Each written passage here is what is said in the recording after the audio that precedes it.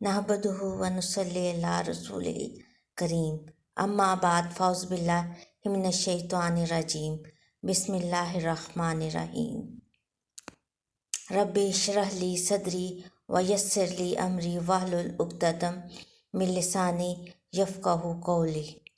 दुआ से मुराद है अल्लाह के दरबार में इंतहाई आजिज़ी से दिल की गहराइयों से मदद मांगना या पुकारना। दुआ अल्लाह से कुर्ब का ज़रिया है। नबी अकरम सल्लल्लाहु अलैहि वसल्लम ने फरमाया, दुआ ही इबादत है। फिर आप सल्लल्लाहु अलैहि वसल्लम ने आयत वक़ाला रब्बुकुम उदऊनी अस्तजिब लकुम इन्नल्लज़ीना यस्तकबिरूना अन इबादती सयदखुलून जहन्नमा दाखिरीन। तुम्हारा रब फरमाता है, तुम मुझे पुकारो, मैं तुम्हारी पुकार दुआ को कबूल करूँगा। जो लोग मुझसे मांगने में घमंड करते हैं वो जहन्नुम में ज़लीलो ख्वार होकर दाखिल होंगे। पढ़ी। जामिया तिरमिज़ी की हदीस नंबर 3370 में नबी अकरम सल्लल्लाहु अलैहि वसल्लम फरमाते हैं, अल्लाह के नज़दीक दुआ से ज़्यादा मुअज़्ज़ज़ व मुकर्रम कोई इबादत नहीं। जिस वक्त इंसान दुआ मांग रहा होता है, इबादत कर रहा होता है, दुआ इबादत में शामिल है।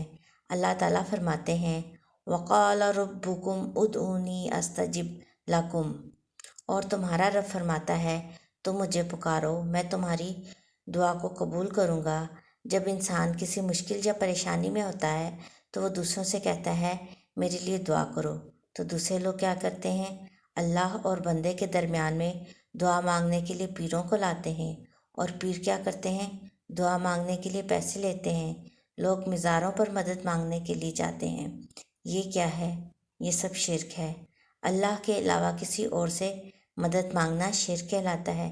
जब एक इंसान कर्ब में होता है, तकलीफ़ में होता है, तो जो वो ख़ुद अपने इस कर्ब को महसूस करता है, उसे कोई दूसरा नहीं महसूस कर सकता। इस कर्ब और तकलीफ़ के वक्त जो इल्तिजा दिल से निकलती है वो दुआ कहलाती है, क्योंकि अल्लाह ताला ने इस आयत में वाज़ेह कह दिया है, मुझे पुकारो, मैं तुम्हारी दुआ कबूल करूँगा। यहाँ पर अल्लाह ताला इरशाद फरमाते हैं, मेरे साथ डायरेक्ट कनेक्शन बनाएं, यानी अल्लाह और बंदे के दरमियान में कोई फ़ासला नहीं है। अल्लाह ताला ने सारे फ़ासले ख़त्म कर दिए हैं। यहाँ अल्लाह है और अल्लाह का बंदा है और तीसरा कोई नहीं है। सही बुखारी की हदीस नंबर 6384 में हज़रत अबू मूसा अशरी रज़ियल्लाहु ताला अन्हु बयान करते हैं, हम नबी अकरम सल्लल्लाहु अलैहि वसल्लम के साथ एक सफ़र में थे। जब हम किसी बुलंद जगह पर चढ़ते तो हम तकबीर यानी अल्लाह अकबर कहते। हज़रत सल्लल्लाहु अलैहि वसल्लम ने फरमाया, लोगों, अपने ऊपर रहम करो, तुम किसी बहरे या गायब खुदा को नहीं पुकारते हो, तुम तो उस ज़ात को पुकारते हो जो बहुत ज़्यादा सुनने वाला, बहुत ज़्यादा देखने वाला है। सही मुस्लिम की हदीस नंबर 6867 में आप सल्लल्लाहु अलैहि वसल्लम फरमाते हैं, तुम जिसको पुकार रहे हो वो तुम में से किसी की ऊँटनी की गर्दन की निस्बत भी उसके ज़्यादा करीब है। जामिया तिरमिज़ी की हदीस नंबर 3556 में नबी अकरम सल्लल्लाहु अलैहि वसल्लम फरमाते हैं, अल्लाह हय्यो करीम यानी ज़िंदा व मौजूद है। इसे इस बात से शर्म आती है जब कोई आदमी इसके सामने हाथ फैला दे तो वो उसके दोनों हाथों को खाली और नामुराद वापस कर दे। इन्नल्लज़ीना यस्तकबिरूना अन इबादती सयदखुलूना जहन्नमा दाखिरीन।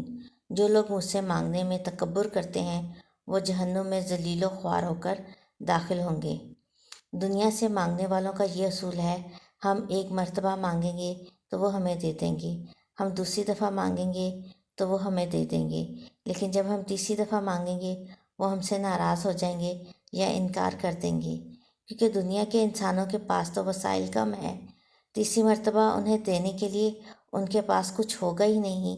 जबकि अल्लाह ताला से हम जितनी बार भी मांगेंगे वो हमसे नाराज़ नहीं होंगे और वो हमें अता भी करेंगे, क्योंकि अल्लाह ताला के पास वसाइल की कमी नहीं है।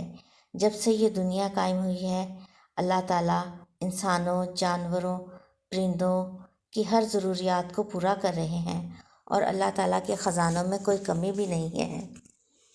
جامع ترمذی کی حدیث نمبر 3373 میں رسول اللہ صلی اللہ علیہ وآلہ وسلم نے فرمایا، جو اللہ سے سوال نہیں کرتا اللہ اس سے ناراض اور ناخوش ہوتے ہیں۔ اس آیت میں اللہ تعالیٰ فرماتے ہیں، جو لوگ میری رحمت سے مایوس ہو کر یا تکبر کی وجہ سے دعا کرنا چھوڑ دیتے ہیں وہ لوگ جہنم میں داخل ہوں گے۔ استغفر اللہ۔ انبیاء علیہ السلام کئی سال تک دعائیں مانگتے رہے اور اللہ کی رحمت سے مایوس نہیں ہوئے، اور اللہ تعالیٰ نے بھی ان کی دعائیں قبول کی۔ صحابہ اکرام رضی اللہ تعالیٰ عنہ اجمعین بھی کثرت سے دعائیں مانگا کرتے تھے۔ سورہ البقرہ کی آیت نمبر 186 میں اللہ تعالیٰ فرماتے ہیں، وَإِذَا سَأَلَكَ عِبَادِي أَنِّي فَإِنِّي قَرِيبٌ أُجِيبُ دَعْوَةَ الدَّاعِ إِذَا دَعَانِ فَلْيَسْتَجِیبُوا لِی وَلْیُؤْمِنُوا بِی لَعَلَّہُمْ یَرْشُدُونَ۔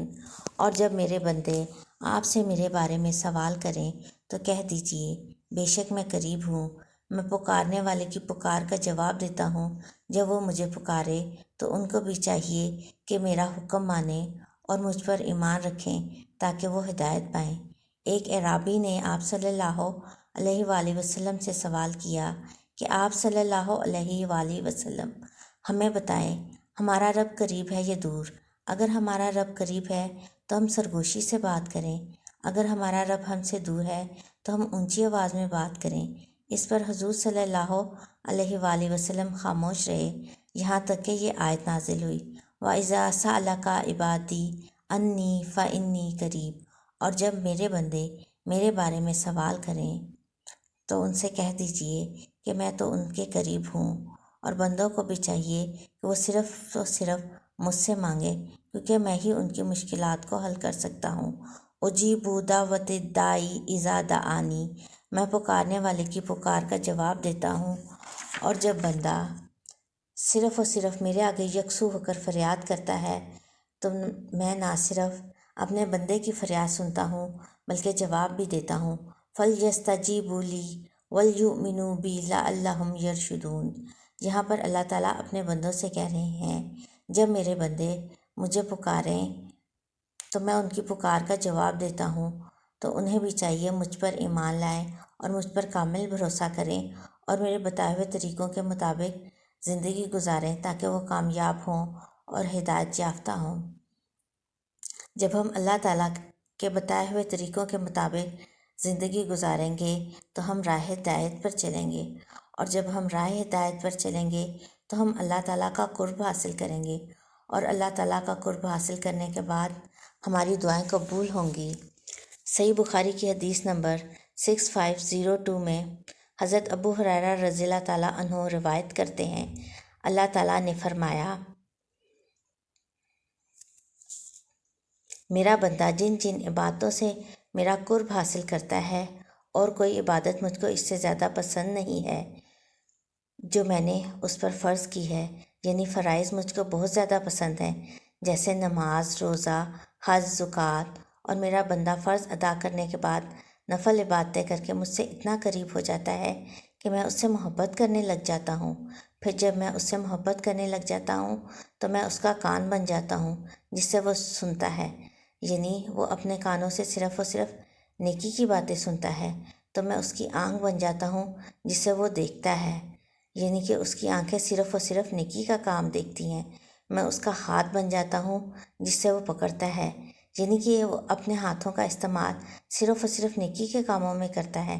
میں اس کا پاؤں بن جاتا ہوں جس سے وہ چلتا ہے، اور اس کے قدم بھی نیکی کے کاموں کی طرف چلتے ہیں، اور اگر وہ مجھ سے مانگتا ہے تو میں اسے دیتا ہوں۔ سبحان اللہ، کتنی پیاری حدیث قدسی ہے۔ جامع ترمذی کی حدیث نمبر 3371 میں حضور صلی اللہ علیہ وآلہ وسلم ارشاد فرماتے ہیں، الدعاء مخ العبادہ، دعا عبادت کا نچوڑ ہے، دعا عبادت کا حاصل ہے۔ دعا اور عبادت ایک دوسرے کے لیے لازم و ملزوم ہیں، یعنی ایک دوسرے کے مترادف ہیں۔